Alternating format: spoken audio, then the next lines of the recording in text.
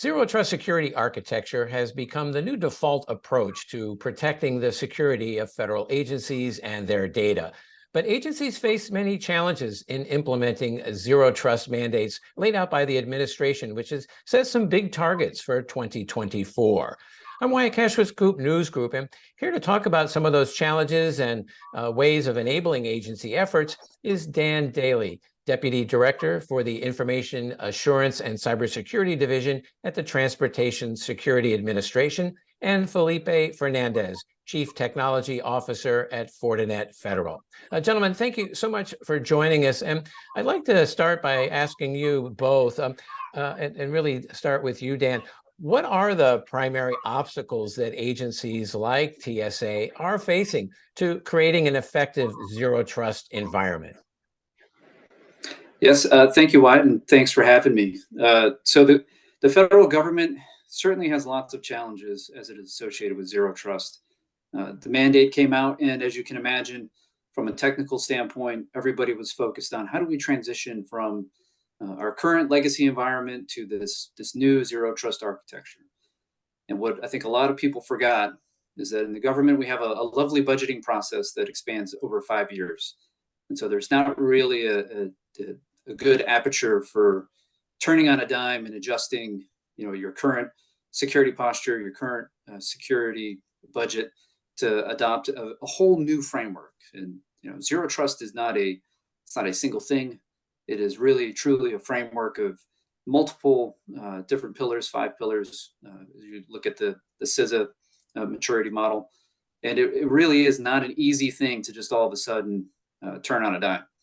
And so, as you mentioned, there's an executive order that came out that required federal agencies to adjust and move towards zero trust. And you look at it, and it gives us a few years, but from a budgeting standpoint, it's really 2 years is the quickest dime that you can turn. And when you do it's called a RAP, a resource allocation proposal. You're really taking money from somewhere else in your agency.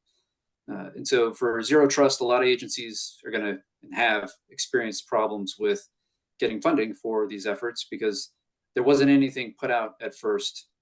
So you really had to go through and kind of get a champion for your effort. We were very lucky at TSA that our administrator, caught on right away to zero trust. In fact, he was aware of it before it became an executive order. So we were very fortunate that he was very supportive of helping us move forward with an actual zero trust program establishment. TSA, I think, has been able to overcome a lot of these obstacles, but I think that's probably the primary, especially from a non-technical standpoint, is that you have to have the ability to invest in zero trust. From a technical aspect, agencies are not flat networks. They're not single enclaves that you can come in and really just apply a zero trust architecture to one area. It's there's varying different enclaves within every agency. And any agency that's going to say, I really just have one environment, one IT network, that's not accurate. The vast majority of agencies are going to have multiple varying degrees of complexity environments within their organization. So, how are you going to integrate a single cohesive, centralized zero trust approach into that is very difficult and is probably the largest technical challenge. And Felipe, what additional obstacles are you hearing about as you work with agencies? Thanks, Wyatt. That's a great response, Dan. I like to build a little bit on that. TSA was lucky in that their administrator got on board right away, but other agencies aren't so lucky, whether it be executive adoption of zero trust principles and getting on board with the order, or just high-level system owners or stakeholders resting on their laurels, believing that whatever they've done already for their mission system or data or application that they manage is good enough, can be a challenge, right? So obviously, there's a culture shift that needs to occur, and it needs to happen at every level in an agency. And I think that's problem number one that needs to be solved for. So once you get everyone on board, you can move as swiftly as you can throughout the challenging environment of technology adoption in the government, and make sure that the synergies that are required amongst those various stakeholders are created, and you can get a successful implementation of zero trust principles in whatever segment of the network is being focused on at the time. The other challenge, I think, is just the complexity. Dan touched on it. Obviously, most of these networks are multi-enclave, multi-systems, multi-environment. So there's not just one technical solution for an entire zero trust principle or set of principles. At times, you're going to have to, get 2 different solutions, 3 different solutions, or accept risk in various elements because there's no technical solution exists for a particular implementation. And that's just a challenge of where we are over time. I'm sure technology will address a particular situation, but you have to accept that at the time in order to march on and achieve the zero trust principles and architecture that the agency has set its mission on. And then, Dan, I'd like to drill down just a little and talk about network access. How will zero trust network access help organizations like TSA proactively relative to broader security initiatives? How will that help them better protect their critical data against internal and external threats? Yeah, so ZTNA, or Zero Trust Network Access, critical component to Zero Trust. It's probably the biggest thing that came out up front when the Zero Trust effort launched.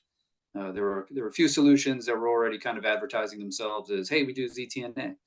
And the focus is really on how do I take this sort of quasi legacy approach from a virtual private network standpoint, VPN architecture, and turn that into something where I can actually define more granular access to services and data within my organization from folks that are out in the ether. So somewhere else in the environment, maybe they're overseas with their GFE government furnished equipment, or maybe they're accessing something from non-GFE, so personal devices, et cetera. We don't really do that in the government, but for those non-government folks listening, the ZTNA helps absolutely kind of cater to those different use cases that exist in an organization. Felipe touched on risk, right? That's the biggest thing I think that ZTNA helps on, is that it allows you to get a more tailored risk posture for those varying use cases that exist. And that's really one of the fundamental things from Zero Trust. So if you're developing a Zero Trust plan and you don't have a ZTNA approach, or you're not even thinking about it, it's definitely something to go back to look at. And then, Felipe, your additional thoughts about the dealing with network access in particular, and what would help agencies on that front? Right. Obviously, ZTNA is the feature set or capability within Zero Trust architecture, where I like to call it's where the rubber meets the road. And the challenge of implementing ZTNA is comes along with that legacy systems and all of that modern systems. Which ones can adopt ZTNA? Which devices, which applications can support it? Can they include multi-factor authentication in ZTNA? But the great part about it is it's going to solve for some really high level things that agencies have been trying to solve for since the beginning of cybersecurity and in all networks. Right, it's reducing the attack surface. Right, making sure that users and applications are only getting access to resources that they absolutely require. That's really important. We call that now micro-segmentation. That is now the definition of micro-segmentation. You cannot really define it any other way. It needs to happen at that level. And this capability is really important because when it comes to preventing threat actors from really compromising an agency in such a manner that it cannot accomplish the mission, it really prevents threat actors from moving laterally. Sure, you're going to assume everything is compromised, and eventually something will be. But hopefully ZTNA kind of mitigates the risk of whatever, maybe a user clicking on the wrong website that wasn't protected, whatever have you, from permeating malware throughout other users in the network and whatnot. And the last thing is dynamic policy enforcement, right? So ZTNA, fortunately, is a capability that can be ubiquitous. So internal and external users can leverage this, and the agency can benefit from both of those use cases. And so with that, you can take the contextual information about their access and change the policies that enforce what they are and are not allowed to access at any given moment. And I think that's really the logical evolution of where technology is going. It used to be who you are and where you're coming from really is just what defined your access level, but it really can now be based on behavior and contextual information about the device you're on, what activities you've been, conducting on that device in recent time, and incorporated that into, a right now security policy. So it's really refreshing to hear that, ZTNA is top of mind. Absolutely. Well, Dan, what would you say has been accomplished to date at TSA to move forward towards zero trust? And what capabilities are you focusing on now or next? So we've done a lot for zero trust. Like I said, we were fortunate that the administrator was on board from the get-go.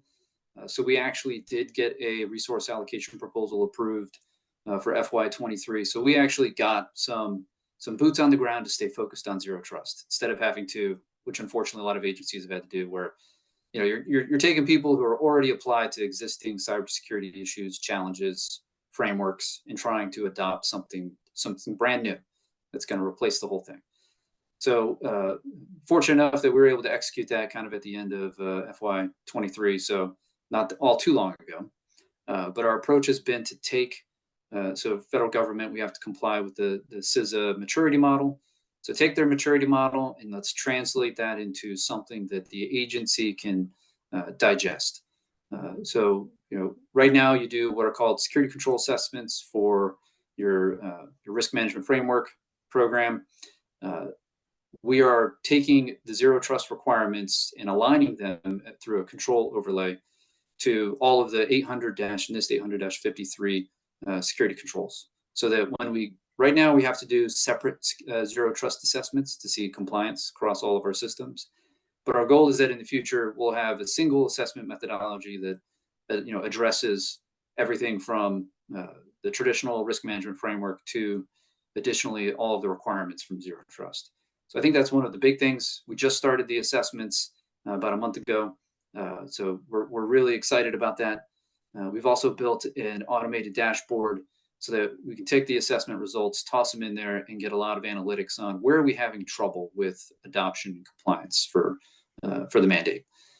So we're hoping that that'll give us a lot of insight to drive our enterprise capability requirements. So as we move through and identify the challenges that our 80-something FISMA systems have with adoption, we'll really see where we can make the biggest bang for the buck. So we've done a lot. We've got a lot to go. I think the conversation about stakeholder engagement is critical. I think that's one of the main things that we are trying to stay focused on, is make sure that all of the players stay involved. They know how important it is. That zero trust is not going to fall behind some of the other new efforts that are coming up, like the fascination with artificial intelligence.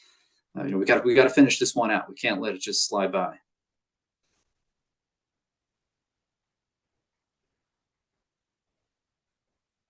Sorry about that. I had turned my mute on. Absolutely.